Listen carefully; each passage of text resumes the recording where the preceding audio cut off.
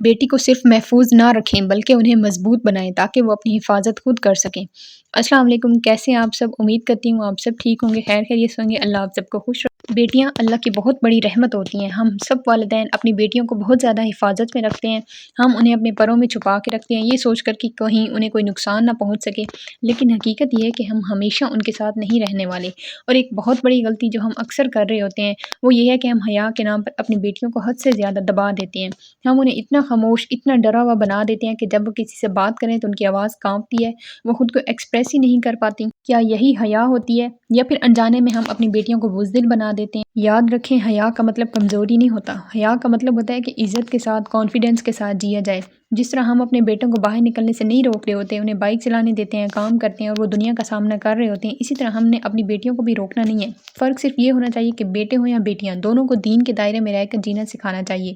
ذرا اپنے ارد گرد دیکھیں، ہم میں سے کتنے لوگ ہیں جو بیٹی کو گھر کے قریب ایک شاپ تک بھی اکیلا نہیں بھیجتے۔ ہم فوراً بیٹے کو کہہ دیتے ہیں کہ تم جا کر لے کر آؤ، لیکن بیٹی کو موقع ہی نہیں دیتے سیکھنے کا۔ ہمیں چاہیے کہ ہم آہستہ آہستہ ہمیں خود ان کے ساتھ جانا چاہیے اور انہیں سکھانا چاہیے کہ کوئی بھی شاپ کیپر ہو یا اجنبی ہو، اس سے کیسے بات کرنی ہے، کس فاصلے پہ کھڑا ہونا ہے اور کس انداز میں بات کرنی ہے کہ نہ وہ بدتمیزی ہو اور نہ ہی وہ کمزوری لگے۔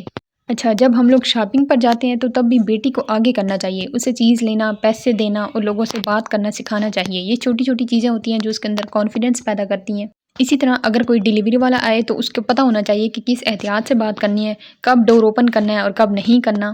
اچھا، یہاں پہ پارسل اوپن کرنے کے بعد یہ جو چھوٹی سی چٹ میں نے الگ کی ہے نا، اس کے اوپر اللہ تعالیٰ کا نیم لکھا ہوا تھا۔ میری عادت ہے کہ اللہ تعالیٰ کا نیم ہو یا محمد صلی اللہ علیہ وسلم کا نیم ہو یا کوئی بھی قرآنی آیت یا کچھ بھی ہو تو اس کو میں اس شاپر میں کلیکٹ کرتی رہتی ہوں۔ جیسا کہ ابھی رمضان گزرا ہے اور جو رمضان والا کیلنڈر ہوتا ہے وہ سب کے گھروں میں آتا ہے اور اس کے اوپر قرآنی آیات اور روزہ کھولنے اور بند کرنے کی دعا لکھی ہوئی ہوتی ہے، تو اس کو بھی ڈسکارڈ نہ کیا کریں، اس کو بھی اس طرح الگ سے رکھ دیا کریں تاکہ اس کی بے ادبی نہ ہو۔ یہ چھوٹے چھوٹے عمل ہوتے ہیں جو کبھی کبھی اللہ تعالیٰ کے یہاں بہت زیادہ مقبولیت کا درجہ پا لیتے ہیں، اور اسی طرح چھوٹے چھوٹے گناہ ہوتے ہیں جو کبھی بھی انسان کی پوری عمر کی نیکیاں ضائع کر دیتے ہیں۔ جتنا ہو سکے ہم نے اپنا بانڈ اللہ تعالیٰ کے ساتھ اسٹرانگ بنانا ہے۔ اچھا، میں بات کر رہی تھی کہ ہم نے اپنی بیٹیوں کو کیسے موٹیویٹ کرنا ہے۔ ہم نے کبھی بھی اپنی بیٹیوں کو ڈرانا نہیں ہے بلکہ انہیں سمجھدار بنانا ہے۔ انہیں یہ نہیں کہنا کہ تم کچھ نہیں کر سکتی، بلکہ یہ کہنا ہے کہ تم کر سکتی ہو، بس صحیح طریقے سے۔ ہماری تھوڑی سی گائیڈنس ان کو اسٹرانگ اور کانفیڈنٹ بنا دیتی ہے۔ انہیں ہمیں نہ کہنا سکھانا ہے، اپنے حق کے لیے کھڑا ہونا سکھانا ہے، اور یہ بھی سکھانا ہے کہ ہر انسان اچھا نہیں ہوتا۔